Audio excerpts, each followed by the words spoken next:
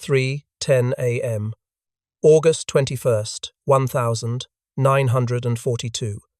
The location is a narrow sand spit at a place called Alligator Creek, on an island most Americans had never heard of, Guadalcanal. In the humid, oppressive darkness, the distinct sounds of splashing water cut through the night. About 200 elite Japanese soldiers are charging across the moonlit beach, bayonets fixed, heading straight for the American Marine positions. Through the sights of their heavy machine guns, the Marines watch them come. 20 yards. 15 yards. Now. 10.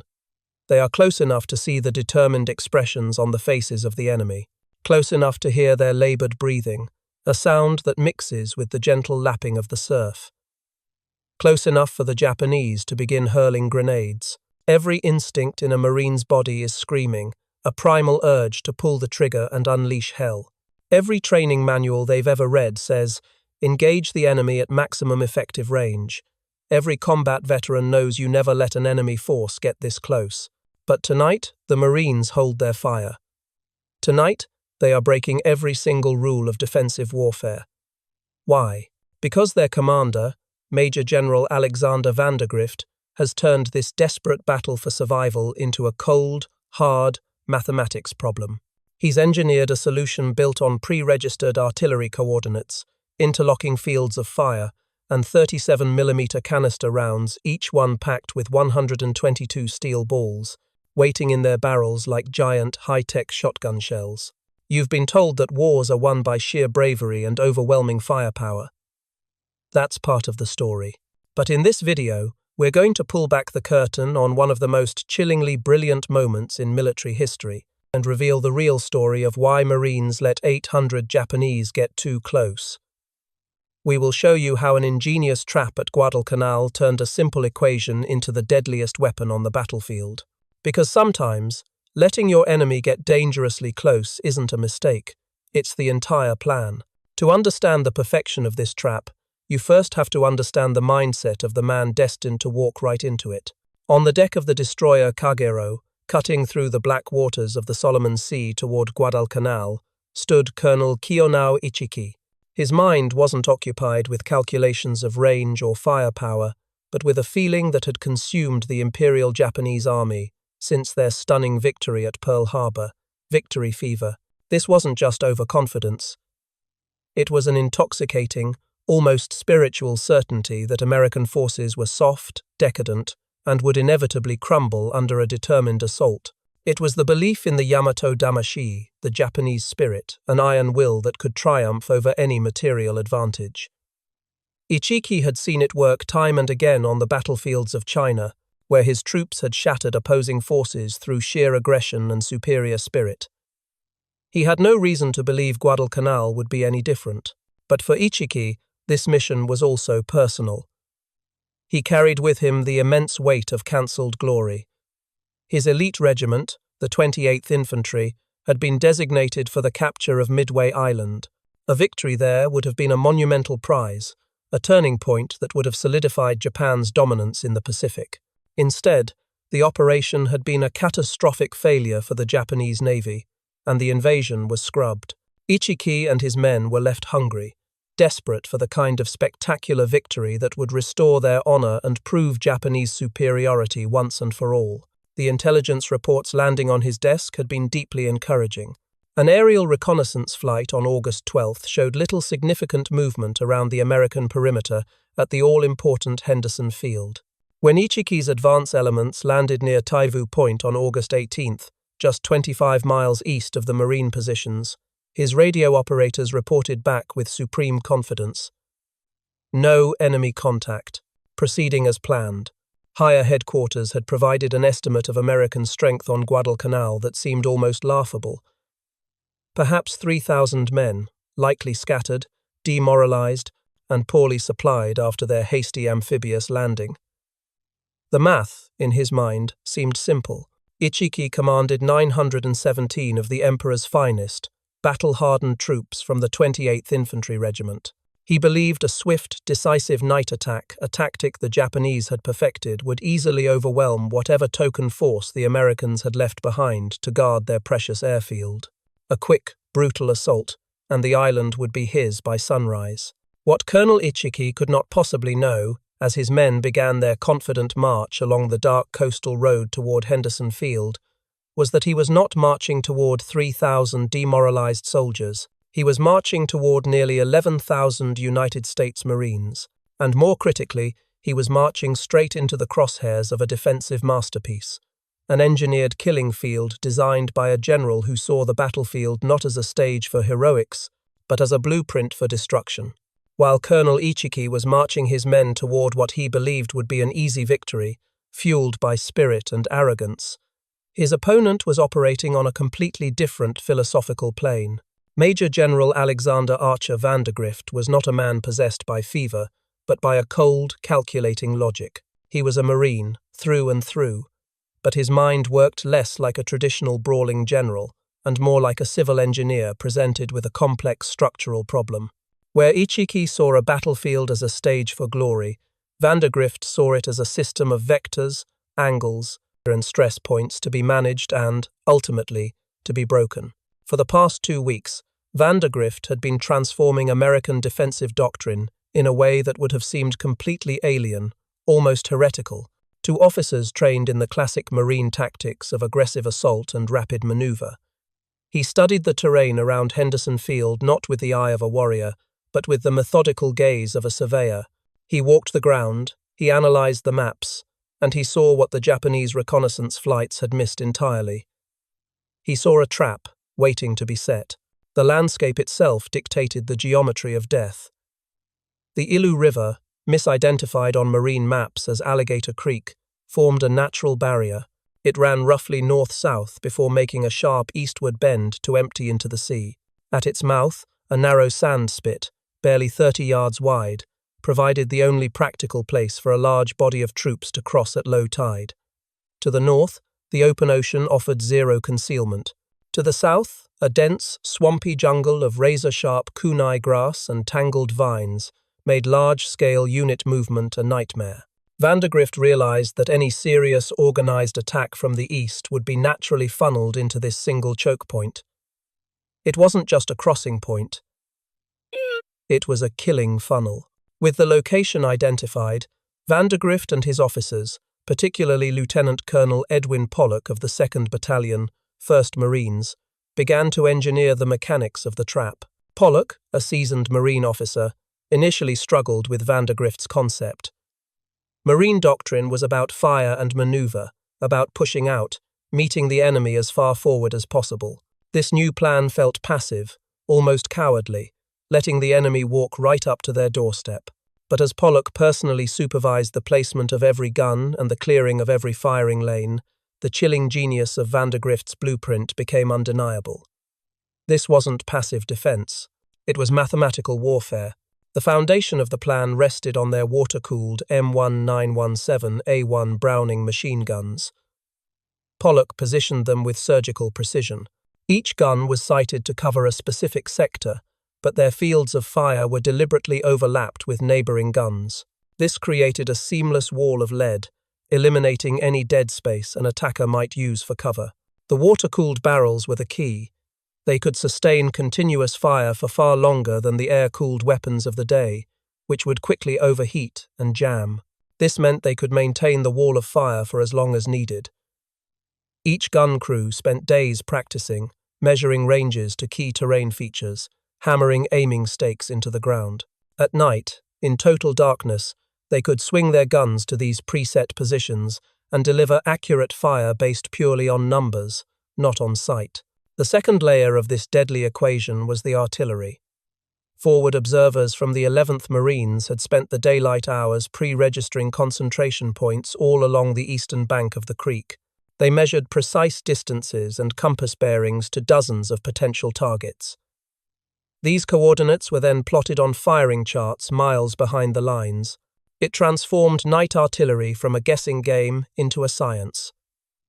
When a call for fire came in, the gun crews wouldn't have to see the target. They would simply dial in the predetermined settings and fire, confident their shells would land exactly where the engineers had planned. But the most innovative, and frankly, the most terrifying element of the defensive plan was the use of 37mm M3 anti-tank guns in an anti-infantry role. These guns were not loaded with armor-piercing shells. They were loaded with the M2 canister round. Imagine a coffee can packed with 122 solid steel balls, each about the size of a marble. When fired, that can would burst open, turning the gun into an enormous, devastating shotgun. At the point-blank ranges Vandegrift envisioned 20 to 30 yards, the canister round would achieve its maximum horrifying effectiveness. The cone of steel balls would spread out to cover the entire width of the sand spit, capable of scything down multiple attackers with a single blast. This weapon was the reason for the most difficult order the Marines were given. Hold your fire. This brings us to the immense psychological pressure this system placed on the individual Marine. Think of Private First Class Franks Pomeroy, sitting behind his water-cooled Browning, watching the jungle across the creek. Everything he had ever been taught screamed at him to engage a target at 400, 600, even 800 yards if possible. Vandegrift's plan demanded he wait until the enemy was within hand grenade range, waiting until he could see their faces, hear them breathing, and feel the primal fear that comes when an armed enemy is close enough to touch. It required an almost superhuman level of fire discipline. It required absolute trust. Trust in the geometric precision of the overlapping machine guns. Trust in the unseen artillery crews miles away. And most of all, trust that those 37mm canister rounds would do their job before his position was overrun. While other Marines would at least have the satisfaction of firing their weapons, the men of Company G, the designated reserve, had perhaps the most difficult role of all. They had to wait in their foxholes, listening to the battle unfold, trusting that the killing zone would function as designed, ready to charge into the fire and plug any gaps if the unthinkable happened and the line was breached. The engineering was flawless, the mathematics were sound. But a plan on paper is one thing. The terrifying reality of combat is another. As darkness fell on August 20th, the Marines settled into their positions. They were about to test a defensive concept that violated every instinct they had. Their success wouldn't depend on heroic charges, but on collective discipline and a chillingly precise mathematical equation. Mathematics was about to meet the brutal reality of war at 20 yards. At precisely 3:10 a.m., the whispers and splashing from across the creek grew louder. Private First Class Franks Pomeroy pressed his eye to the rear sight of his M1917A1 Browning, his knuckles white as he gripped the spade handles. He watched the dark figures emerge from the jungle's edge, moving with a disciplined confidence across the moonlit sand. The Japanese soldiers weren't charging wildly. They were advancing with the practiced ease of veterans who had executed successful night attacks many times before. Their officers' hushed orders carried across the water, a chilling prelude to the violence they intended to unleash. They had no idea they were walking into a perfectly calibrated machine. Each step they took was bringing them closer to the mathematical center of the Marines' defensive equation, the precise point where the overlapping fields of fire would converge with maximum catastrophic effect. 25 yards from the western bank. 20 yards. 15. The lead Japanese soldiers were now so close that the Marines could distinguish the foliage on their helmets, the glint of moonlight on their bayonets. At 10 yards, a few grenades arched through the air, landing harmlessly short. This was the moment of supreme trial, the point where every instinct screamed to fire back. Then, a single, clear order cut through the tension along the defensive line, shouted by Lieutenant Colonel Pollock, "Fire!" It wasn't chaos that erupted. It was a symphony of engineered destruction. The 37mm M3 anti-tank guns opened up first. Instead of the sharp crack of an anti-armor round, they unleashed a deep, thundering roar as the canister rounds exploded over the sand spit. It was like the simultaneous blast of a dozen giant shotguns, each M2 shell atomized, releasing its payload of 122 steel balls into an expanding cone of death that swept across the entire width of the crossing. The effect was instantaneous and utterly devastating. The front ranks of the Japanese assault simply ceased to exist, scythed down in a single horrific moment.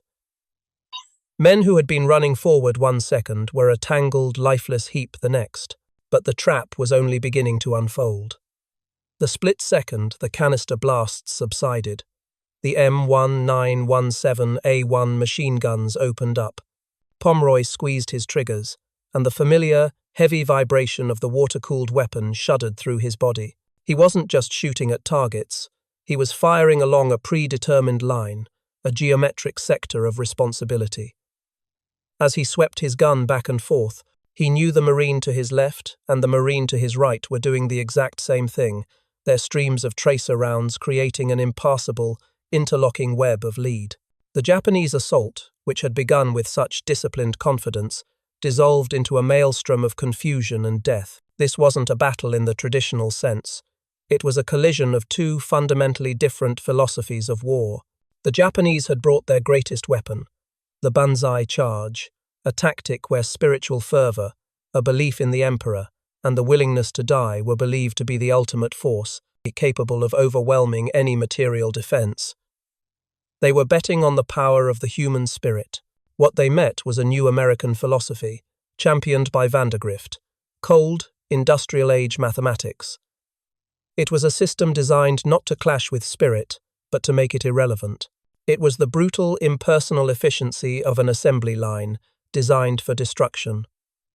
The killing zone wasn't just a place, it was a process, and the Japanese soldiers were the raw material. Yet, even this meat grinder of firepower could not stop every single man. Some Japanese soldiers, driven by a courage that bordered on the superhuman, powered through the storm of steel and miraculously reached the western bank.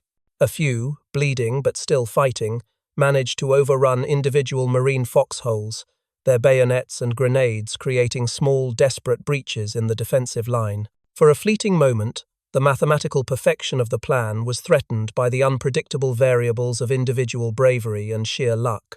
But this was precisely the contingency that Vandegrift and Pollock's equation had accounted for. The order went out to Company G, the reserve force held just behind the main line. They moved with a practiced, lethal efficiency. They didn't charge wildly. They counterattacked specific points, their advance covered by the still thundering machine guns that prevented the Japanese from reinforcing their small gains.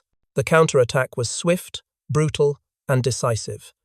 They cleared the few Japanese soldiers who had crossed, restoring the integrity of the line before any meaningful foothold could be established.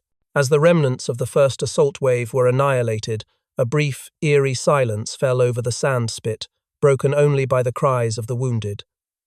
The air was thick with the smell of cordite and death, but the battle was far from over. From the eastern bank, the surviving Japanese commanders, realizing their frontal assault had failed catastrophically, tried to adapt. Their mortars and 70mm infantry guns began to rain down shells on the Marine positions. The explosions walked up and down the line, illuminating the hellish scene in brief, strobing flashes, revealing the hundreds of bodies strewn across the sand. Pomeroy hunched lower over his machine gun, the water jacket now hot to the touch. He scanned his sector for any sign of a renewed assault, trying to ignore the whistle of incoming mortar fragments. The first phase of the battle had proven the lethal effectiveness of Vandegrift's engineering. The mathematics had worked, but now, under a sky lit by enemy explosions, every Marine on that line knew the night's final exam was still to come. As the fires from the burning Japanese equipment died down and the last echoes of the mortar barrage faded, the Marines on the line reloaded, redistributed ammunition, and waited. They didn't have to wait long.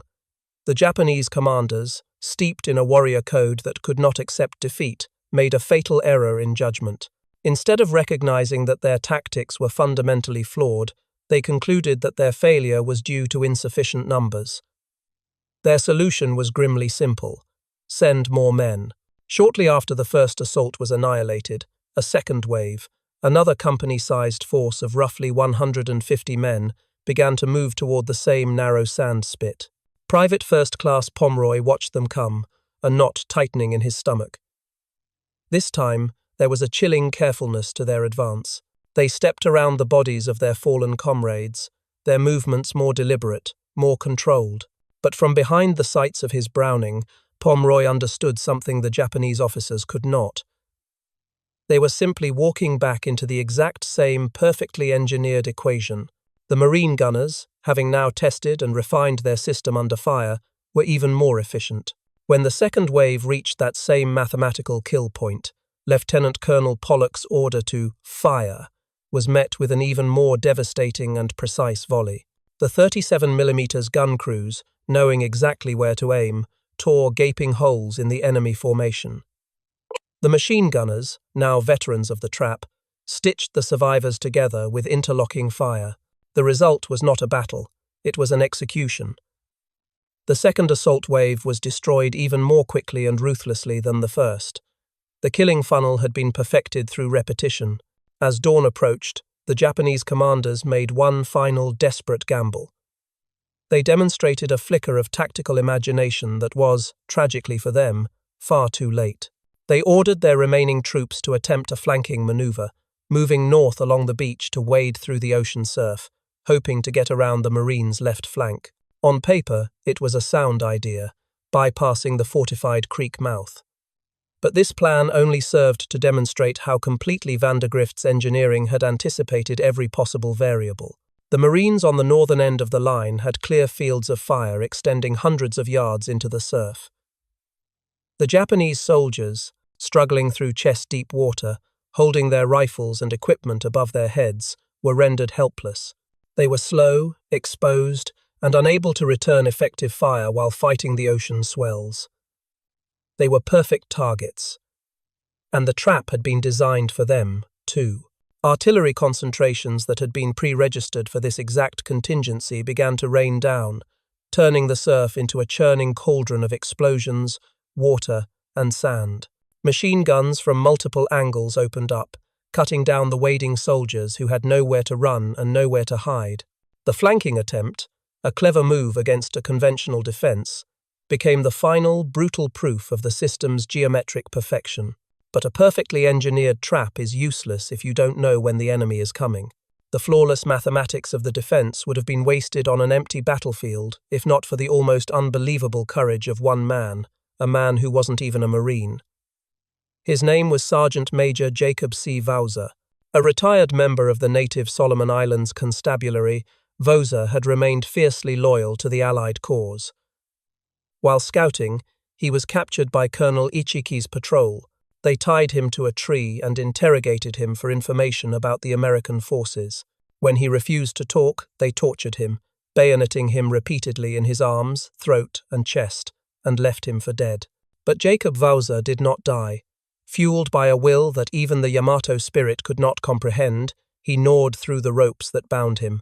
Bleeding profusely from his horrific wounds, he stumbled and crawled for miles through the pitch-black jungle, navigating by instinct, driven by a single purpose. He had to warn the Marines. He finally collapsed at a Marine outpost, and before accepting any medical aid, he gasped out his vital intelligence. A large Japanese force was coming, and he told them exactly where they were and the route they were taking. Jacob Vauser's heroism was the human catalyst that activated the entire machine. His intelligence allowed Pollock and Vandergrift to set their trap with complete confidence. The cold equation of steel and firepower was made possible by the warm blood and unbreakable spirit of a Solomon Islander. As the first rays of full daylight broke over the horizon, revealing the absolute carnage on the beach, Major General Vandergrift initiated the final phase of his plan. This was no longer about defense, it was about annihilation. He ordered the 1st Battalion, 1st Marines, under Lieutenant Colonel Leonard Creswell, to move upstream, cross the Ilu River at an undefended point, and then sweep down the eastern bank. It was the classic hammer and anvil. The defensive line at the creek mouth was the anvil, and Creswell's battalion was the hammer, swinging down to crush what was left of Ichiki's regiment. Creswell's men crossed unopposed and began their methodical advance, trapping the surviving Japanese forces in a collapsing pocket. The arrival of American M3 Stuart light tanks marked the final, terrifying chapter. Having been held in reserve during the night to prevent friendly fire, they now churned across the sand spit in broad daylight. Their machine guns and 37mm cannons spitting fire, hunting down the last pockets of resistance. To complete the envelopment, F-4F Wildcat fighters from Marine Squadron 223, which had only just arrived at Henderson Field, took to the skies. They roared down the coastline, their machine guns strafing the beach, sealing the last possible escape route. By noon, it was over. The Japanese force, which had marched so confidently into the jungle the night before, had been systematically taken apart, encircled, and destroyed. Vandergrift's plan had seamlessly transitioned from a static, engineered defense into a dynamic, combined arms offensive. The mathematical problem had been solved. When the sun was high in the sky on August 21st, the full scope of the battle was laid bare. The mathematical precision of Vandergrift's defensive engineering could now be measured in the stark, brutal arithmetic of the battlefield. Between 774 and 800 Japanese soldiers lay dead across the narrow sand spit and the surrounding terrain. Their bodies were not in random clumps, but in patterns that traced the geometric perfection of the interlocking machine gun fire and the devastating cones of the canister rounds. The killing funnel had left behind a blueprint of its own efficiency. Against these catastrophic losses, American casualties were almost miraculously light.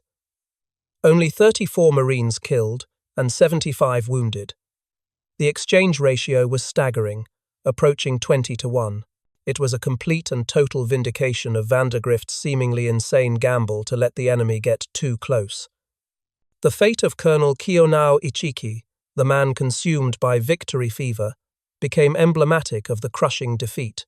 Accounts differ, but the most widely accepted story is that after witnessing the complete annihilation of his elite regiment, he solemnly burned the regimental colours to prevent their capture and then committed ritual suicide.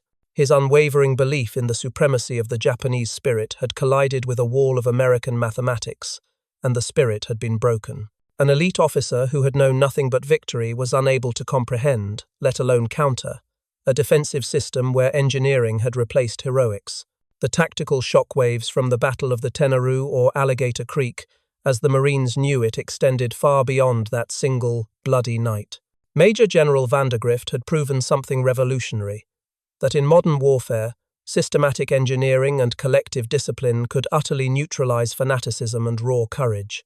The concept of willingly allowing an enemy force to walk into a predetermined kill zone contradicted a century of military doctrine.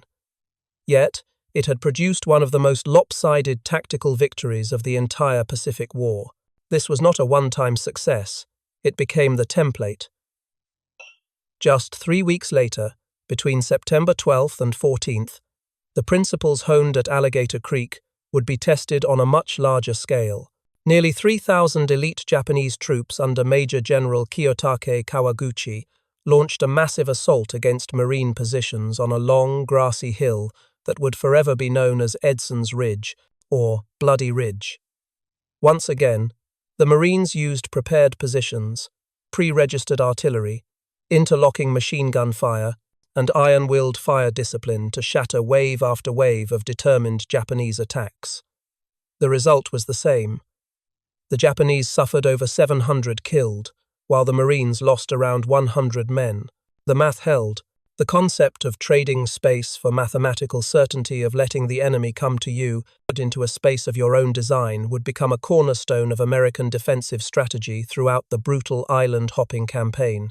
The lessons learned at 20 yards on Guadalcanal would echo in the bunkers of Tarawa and on the black sands of Iwo Jima. But for all the talk of equations and geometry, the final lesson of Alligator Creek is a human one. It comes back to Sergeant Major Jacob Voser, the man who refused to break. His incredible act of courage provided the critical human variable that made the entire equation work. Without his warning, the trap would never have been sprung. It's a powerful reminder that even in the most engineered battles, the outcome can hinge on the resilience and will of a single individual. In the end, the story of this battle is the story of a paradox. The Americans won by violating every rule that was supposed to keep them safe. Traditional military wisdom demanded they meet the enemy as far away as possible. Vandergrift's radical approach was to do the exact opposite, using mathematical precision to transform the most dangerous place on the battlefield point-blank range into a calculated, inescapable zone of destruction. They had won because they turned a frantic night attack into a cold numbers problem, and they solved it at 20 yards. Now, we want to hear from you. The Battle of Alligator Creek marked a shift in warfare, a move toward cold, calculated efficiency over traditional ideas of battlefield honor and courage. Do you see this as a moment of brilliant, ruthless necessity, or the beginning of a colder, more impersonal form of war? Many of you watching had fathers or grandfathers who served in this immense conflict. Their generation was defined by resilience, courage, and often incredible ingenuity under fire. If you have stories of their experiences or the clever tactics they witnessed, please share them with us in the comments below. Their legacy and the lessons they learned deserve to be remembered. Thank you for watching.